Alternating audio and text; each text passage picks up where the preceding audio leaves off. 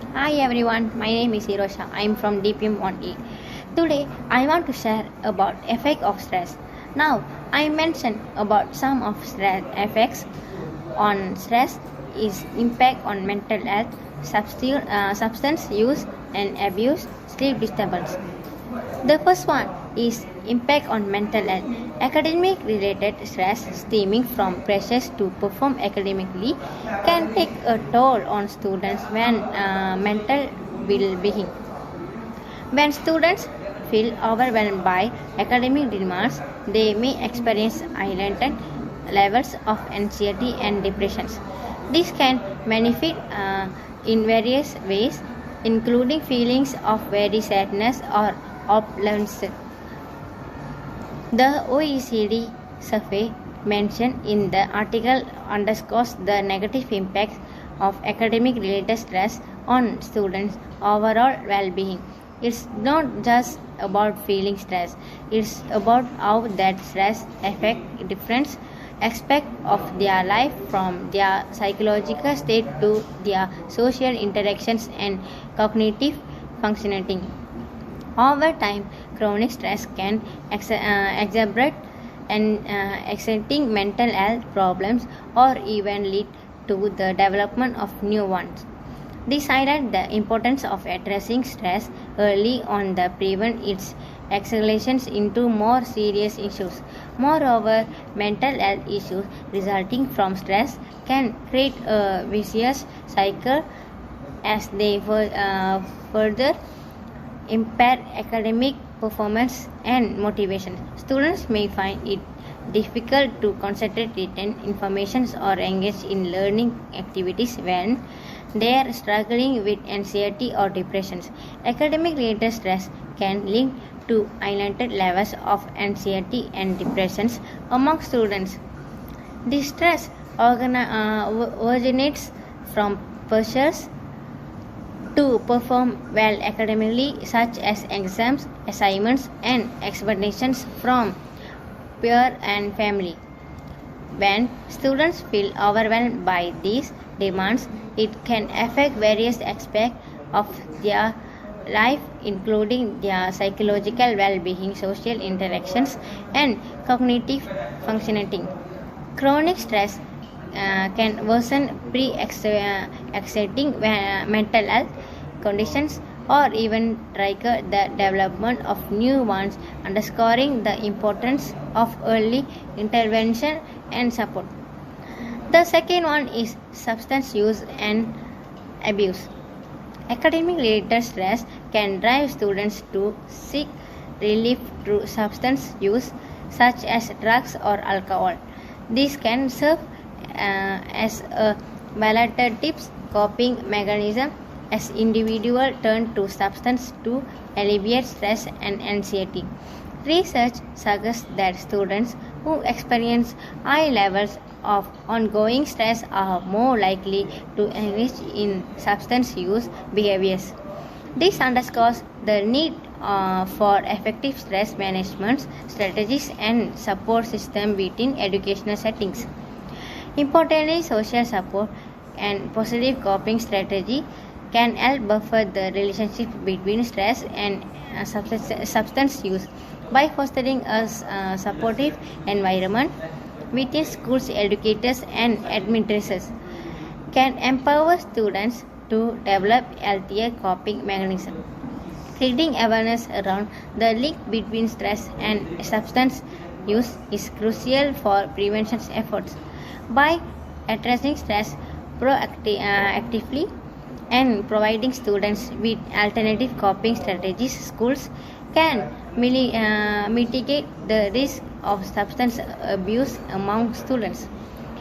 In response to academic related stress, some students may turn to substances like drugs or alcohol as a coping mechanism to alleviate stress and anxiety. Research indicates a correlation between high levels of ongoing stress and increased likelihood of engaging in substance use behaviors. Effective stress management strategies and supportive environments within educational settings can help mitigate the risk of substance abuse among students by promoting positive coping mechanisms and providing necessary support. The last one is sleep disturbance. Academic related stress can disrupt students' sleep patterns, leading to difficulties in falling asleep or staying asleep. This can result in inadequate sleep quantity or quality and poor sleep quality, both of which have detrimental effects on overall well-being. Research indicates that stress-related sleep disturbance can impair cognitive functioning and academic performance. When students don't get enough restorative sleep, that may struggle to concentrate, retain information, or perform well on exams and assignments. Furthermore, inadequate sleep can exacerbate feelings of stress and anxiety, creating a vicious cycle that negatively impacts students' mental and physical health. It's essential to address sleep disturbance as part of a comprehensive approach to manage academic related stress.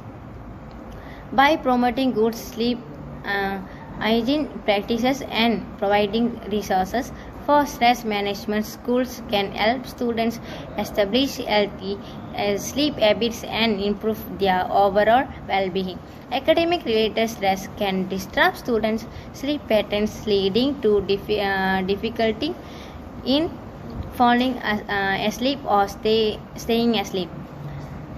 Inadequate sleep quantity and poor sleep quality can result from stress-related sleep disturbance, negatively impacting students' overall well-being and academic performance. Addressing sleep disturbance is essential for managing academic-related stress comprehensively, as it can contribute to a vicious cycle of stress, anxiety, and poor sleep.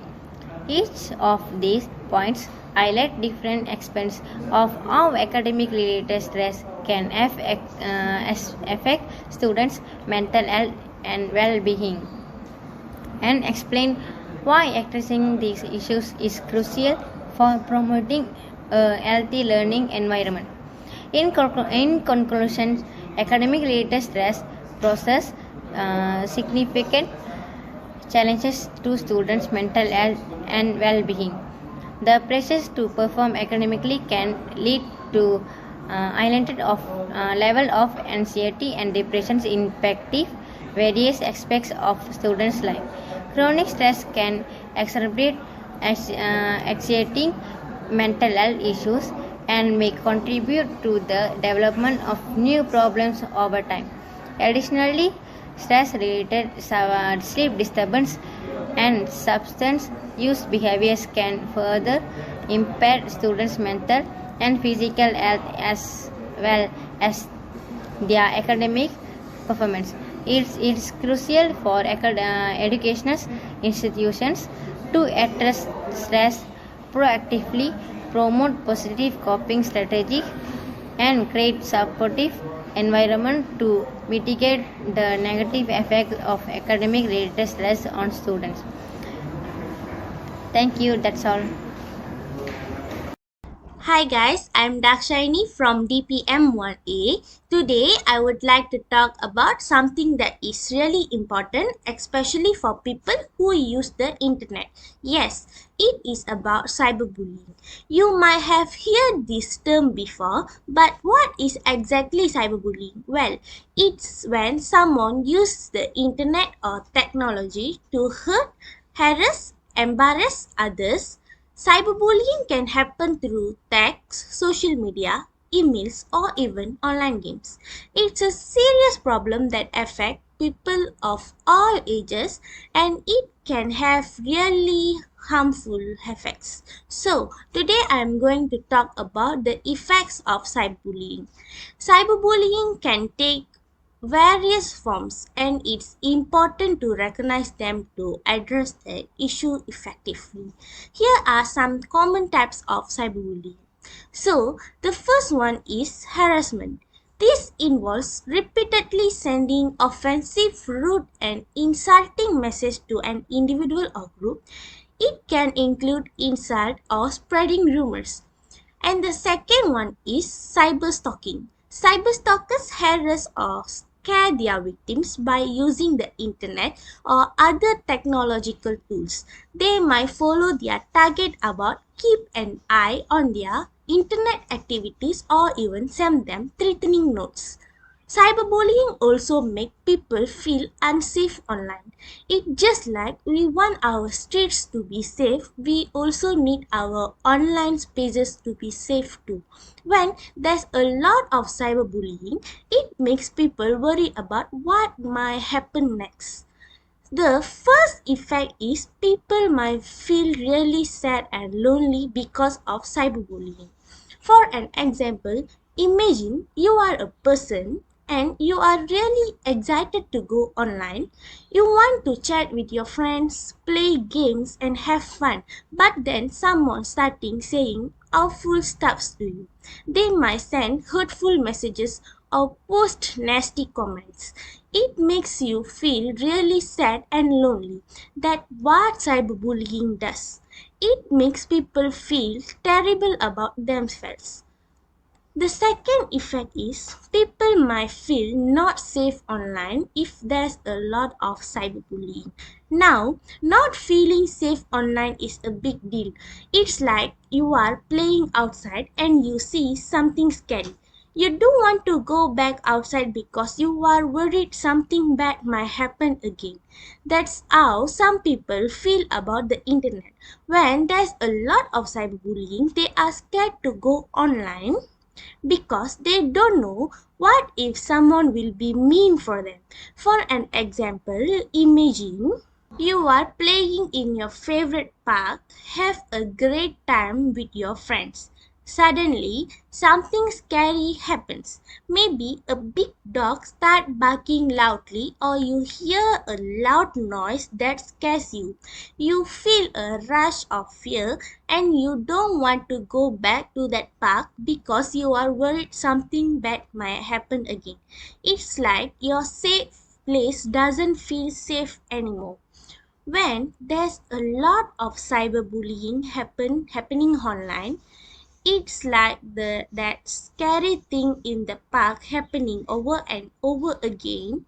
You start feeling scared to go online because you don't know what if someone will be mean to you. Feeling unsafe online is a big deal because the internet is supposed to be fun and friendly place. But when cyberbullying takes over, it feels like that safe place is gone.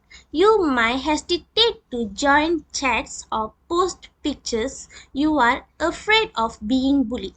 It's like missing out on playing in your favorite park because you are scared already. The third effect is cyberbullying also make it hard for them to do well in school and have good relationship with others. Cyberbullying can seriously affect a person's school life and relationship with others. When someone is being cyberbullied, it can be tough for them to focus on their schoolwork. They might feel anxious or upset, making it hard to them learn and do well in their classes. Also, cyberbullying can make it difficult to have a good relationship with friends and classmates. People who are cyberbullied may feel scared to trust others or worried about what people will think of them. This can lead to feeling of loneliness and isolation, making it hard to connect with others and build positive friendship. Overall, cyberbullying doesn't just hurt a person's feeling but can also make it challenging for them to succeed in online and form healthy relationship with others. Okay, now let's talk about what happens when people are not nice online. If people are not good at online conversation, it can make cyberbullying worse. When someone does not know how to talk kindly or respectful in online, they might say mean things to you without realizing how much they can hurt others. This can lead to misunderstanding and arguments, making the situation even worse for the person being bullied. Also, if someone doesn't know how to stand up for themselves or set boundaries online, they might become an easier target for cyberbullies.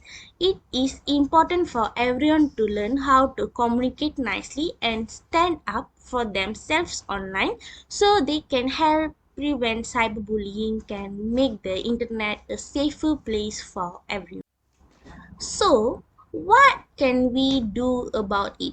We can start by acknowledging that cyberbullying is a real issue that demands our attention.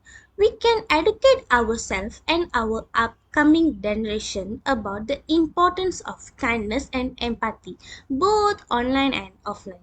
We can create policies and platforms that prioritize safety and respect. And most importantly, we can stand up against cyberbullying whenever and wherever we see it, sending a clear message that is behavior is not acceptable in our digital world. In conclusion, cyberbullying is not just a problem for the individuals who experience it. It is also a problem for all of us. Cyberbullying hurts a lot of people, not just the one being bullied. It makes people sad and scared online, and it shows that some people don't know how to be nice online. We need to work together to stop it by being kind, standing up against it, and making the internet feel a safer place for everyone. That's all from me. Thank you for listening. Hello everyone and madam. Today I want to talk about a big problem. Inequality in education. Have you ever thought about why some people have better chances at schools than others? It's not fair and it affects everyone. Imagine you really went in to learn but it's hard because you don't have enough books or good teachers. That what some people go through. For some example, some students live in area where the schools don't have enough money for new books, so they struggle to learn new things. Early marriage and pregnancy can disrupt a girl's education, limiting for opportunities for learning and advancement. When girls are forced into early marriage or become pregnant at a young age, they often drop off out of school, perpetuating the circle in inequality. Education quality deficiency. Disparities in quality of education available to different socio-economic group further exacerbate inequality. Schools in disadvantaged areas may lack resource qualified teachers and instructors and hindering students' ability to receive a quality education. And gender disparities. Focus on girls missing education. Gender disparities in education persists, with the girls often facing greater barriers to access and completion. Cultural norms and social expectations and economic factors may prioritize boys' education over than girls, leading to higher rate of girls missing out on schooling opportunities. Limiting opportunities. Inequality in education limits opportunities for socio-economically disadvantaged individuals to break the circle of the poverty. Without access to quality education, individuals from marginalized communities may struggle to compete in job market and access higher paying employment opportunities. In the conclusion, inequality in education is a big problem that affects all of us. But we work together, we can make things better for everyone. Thank you, madam and everyone. Hi, my name is Ethan. I am from DPM only. Today I would share something to all my friends and lecturers about affection of dengue fever. What is dengue fever? Then, in my opinion, dengue fever is viral infection or separate from mosquito to people. First affection of dengue fever is stomach pain. Some individuals may experience abdominal discomfort or pain as part of their overall illness. This can vary in intensity from mild discomfort to severe pain. In case where stomach pain is severe is present, it's important to seek medical attention as it could indicate complications such as bleeding or of the liver. Second affection of dengue fever is stomach pain. Sign underlying conditions so it's incentive consulting healthcare professional or proper management can occur severe case of dengue fever, particularly in dengue fever or dengue shock syndrome. These conditions are characterized by a decrease in platelet count and plasma leakage, which can lead bleeding tendencies of in the dengue fever. The decreased platelet count can result bleeding from the nose, gums, or even into the skin, causing tiny red or purple spots called red.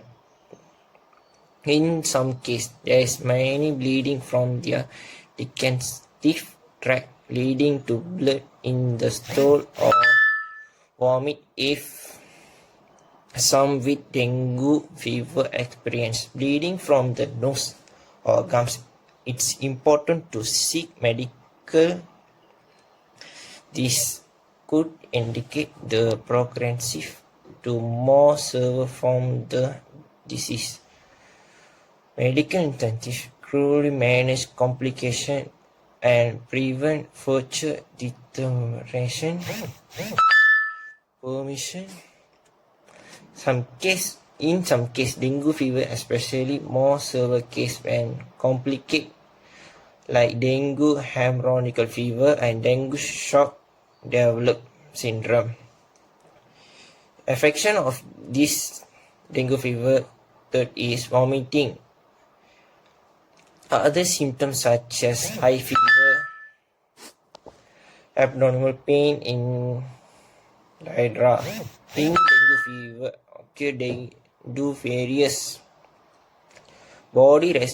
including body responsible to infection, gastro symptom, or as result complication such as plasma leakage. Several vomiting can lead diarrhea, which can worsen conditions with dengue fever.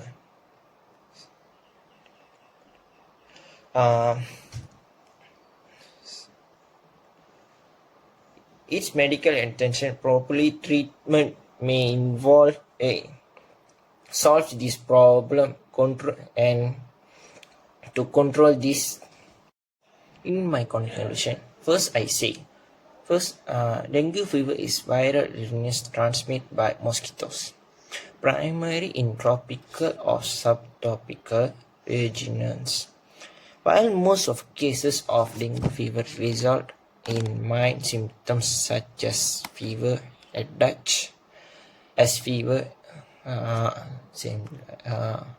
muscle pain, vomiting, and stomach pain, and more.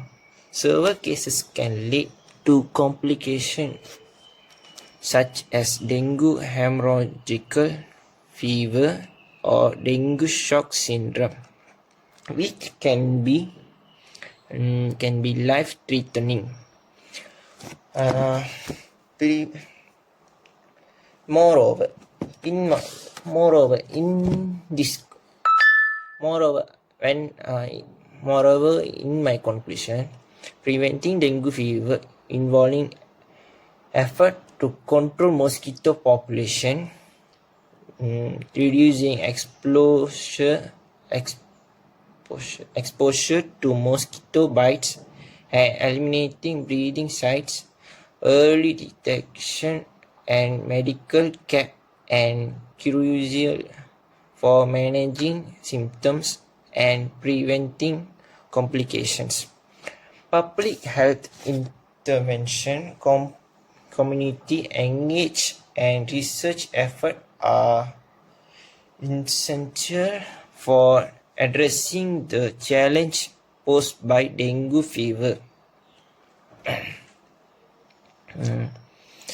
and reducing its impact on individuals and communities worldwide.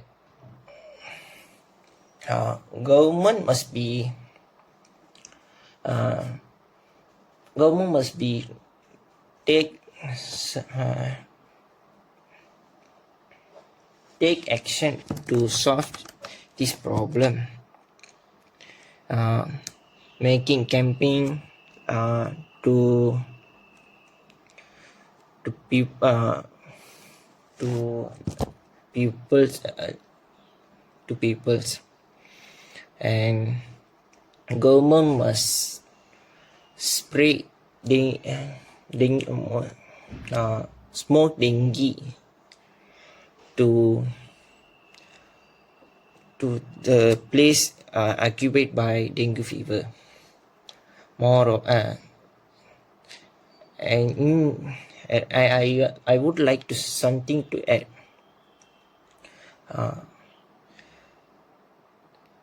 Dengue fever affection of dengue fever is uh, affection of dengue fever to making too rudely to people and giving some bad affection to peoples. That's all from me. Thank you, my friends and lecturers. Thank you.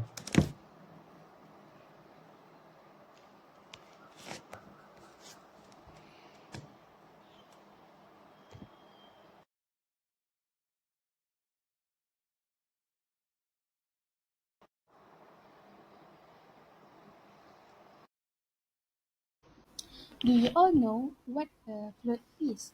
When discussing floods, it is important to understand what a flood is. Let's start with the definition of flood. A flood is an overflow of water that submerges normally dry land. Flooding is a field of study in the discipline of hydrology. It is the most common and widespread natural severe weather event. Flooding can look very different because flooding covers anything from a few inches of water to several feet. They can also appear quickly and build gradually. As you already know, floods occur due to various factors. Among them, heavy rain, deforestation, climate change, blood drains, and so on.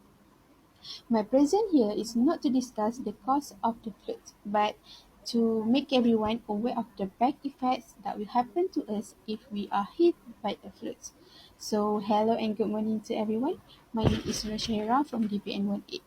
As I said a moment ago, I'm here to talk the effect of the flood. Flooding can cause many problems. When water covers houses, schools, and roads, it makes it difficult for people to go about their normal life. Imagine not being able to go to school or work because your house is full of water. It's not just inconvenient, it's a disaster. People can lose their homes, possession, and sometimes their life. Talking about the effects of floods, one of the effects of flood is traffic problems. When roads are flooded, drivers will find themselves faced with impossible obstacle or worse, suddenly stranded in the middle of a river. This in turn will lead to massive traffic jam as the entire highway comes to standstill. For example, this can be seen during the floods of 18 December 2021 in Kuala Lumpur, which saw thousands of drivers trapped on flooded roads. The second effect is that the house is flooded.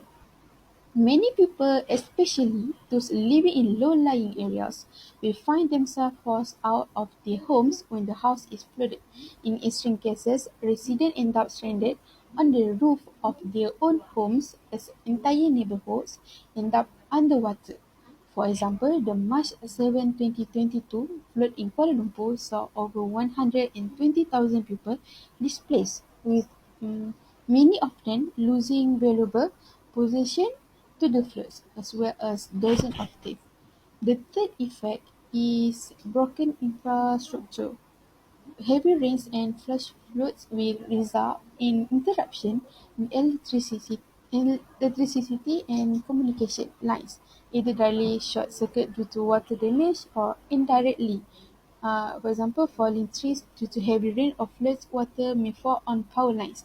As a side effect, people stranded in their own homes will not be able to call for help on their phone due to interruption in phone or internet service. Flooded homes also need to have a lot of electrical infrastructure repaired or replaced due to water damage from flooding.